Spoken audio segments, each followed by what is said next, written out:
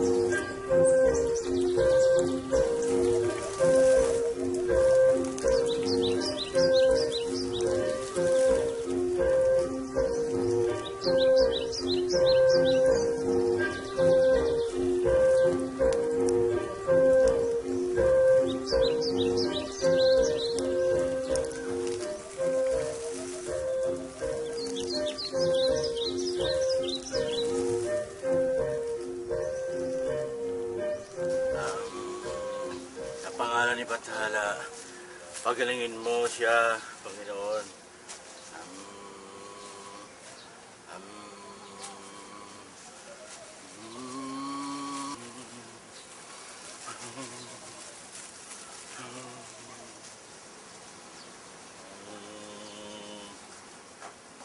Sa pangalan ni Bathala, hinihiling ko. Naayos ang kagaling. Patawarin ka sana sa iyong mga kasalanan. Si Amay lagi may sakit. Lagi ka na lang wala rito.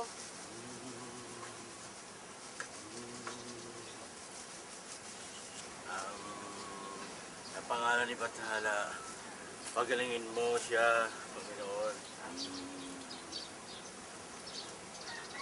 Ang inyong nanay Ayo ay bata pa. Ngunit alam ko na mahal niya ang inyong ama. Opo, Umad. Ang aming inay matagal ng pumanaw, kaya siya nagpakasal sa amin. Kalimutan niyo na yun.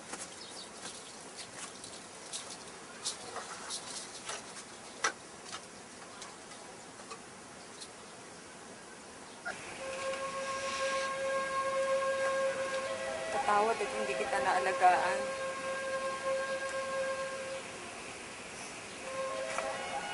Pero alam mo bang, nahal kita kahit di tayo binahiyaan ng anak. Ulan, oo nga. Galing tayo sa malayong lugar. Puntahan niyo si Punong Basin at kunin niyo ang ating ari-arian. Tandaan mo, Ayo. Ikaw na ang bahala sa ating mga anak at sa ating ari-arian at lahat ng aking sagutin.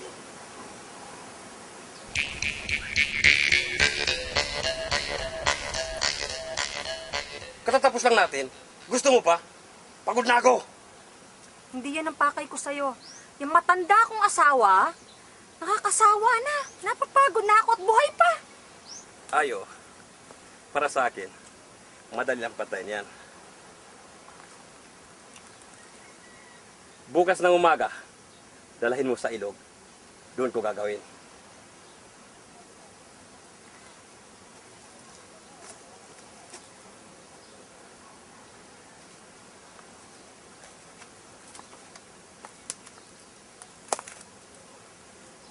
Ayo, dapat pagdalahin mo sa ilog, hindi makita ng kanyang anak. Tayo lang dalawa.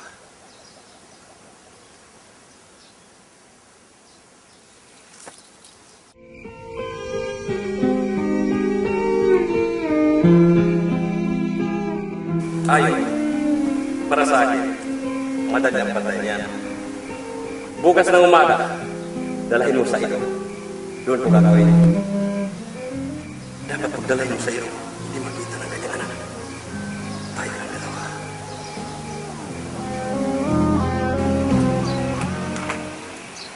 Ano yan, magpapaalam po mo kami. Mag-ingat kayo.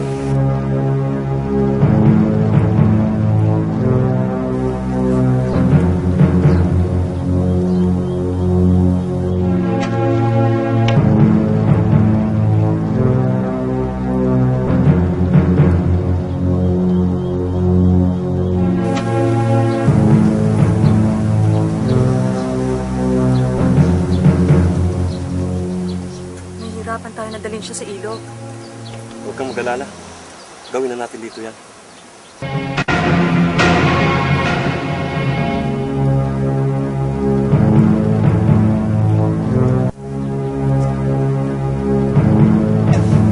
Tsaka, gusto mo ako patayin.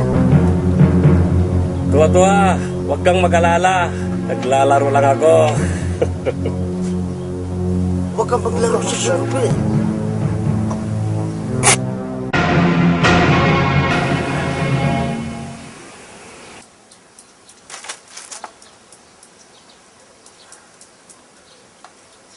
Anong gagawin natin? Wala na siyang hininga. Di ano pang gagawin natin? Buhay man o patayan, ilibing natin bago dumating ang mga anak niyan.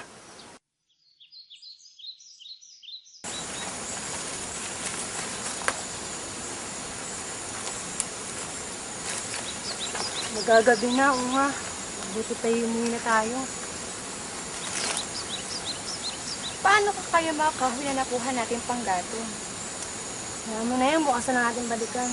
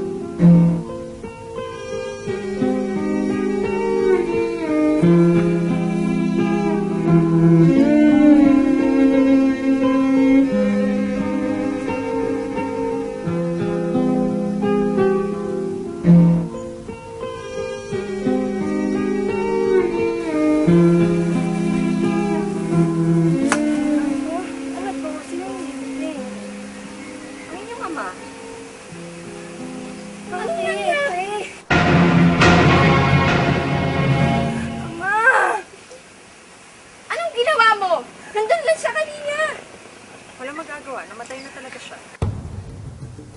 Anong ginawa mo? Anong ginawa mo? Na! Wala akong ginawa sa ama niyo. Namatay siya. Iwan lang namin siya dun kanina. Namatay siya.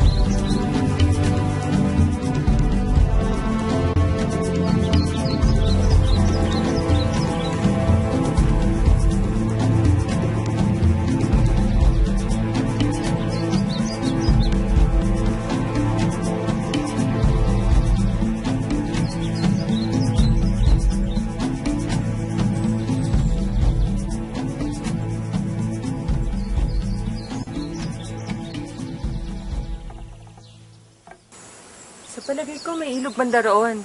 Kung gusto niyo, pwede ninyo itong gamitin para kung gusto niyo maligo. Anayo, gaano pa kaya kalayo ang ating pupuntahan? Sa palagay ko, mga 2 o 3 araw pa. Ano pang hinihintay natin? Pumunta na tayo sa ilog. Ate, tayo na.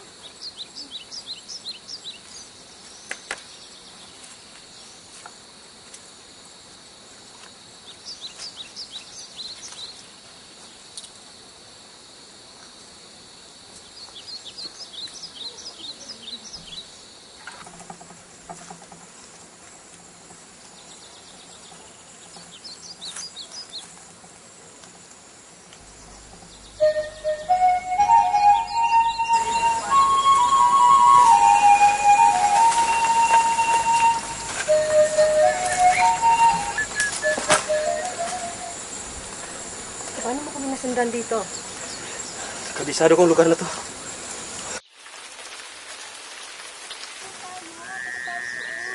Sunod, yan ka. Doon ako. Ate, wag mo akong babasain ha. Malamig eh. Ay, malamig! Ay! Malamig! At ayoko rin naman lang bata ka. Paano lang? Malamig ate. Ayoko pumaligo.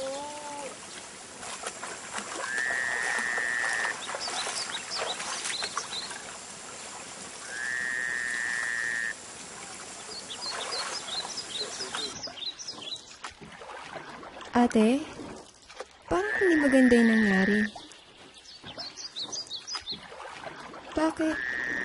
Bakit parang ang bilis naman na ilibing si Ama? Di mo ba alam, Unga? Ngayon na nakagawian ng ating lahi. Si Ama naman, matagal-tagal na rin yung sakit yun.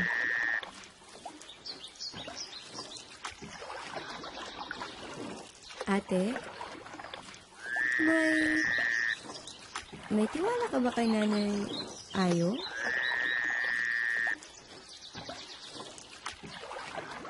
Ikaw, ano ba sa tingin mo kay Nanay Ayo? Kasi ate, sabi-sabi nila, si Nanay Ayo daw, may ibang minamahal na lalaki. May ibang minamahal? Sino? At saan lahi? Ate, hindi ko masagot yung tanong mo. Pero sabi nila, si Jaka. Si Jaka? Sa palagay ko hindi siya. Mabuti siyang lalaki. Bakit? Mabait naman si Jaka. Babae? Hindi mo ba siya kilala? Isa siyang buhaya. Buhaya? Kalimutan mo na nga yun, Unga. Bukid na lang tayo.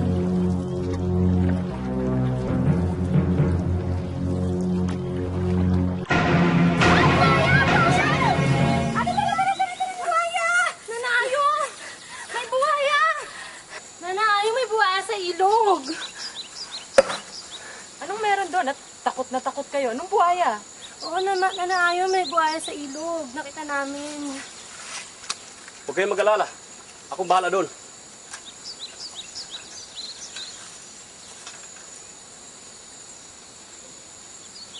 Nanaayo, baka tayo nasundan ni Jaka. Kaya mo siya. Siya magtuturo sa paparoonan natin. Mabuting tao pala si Jaka.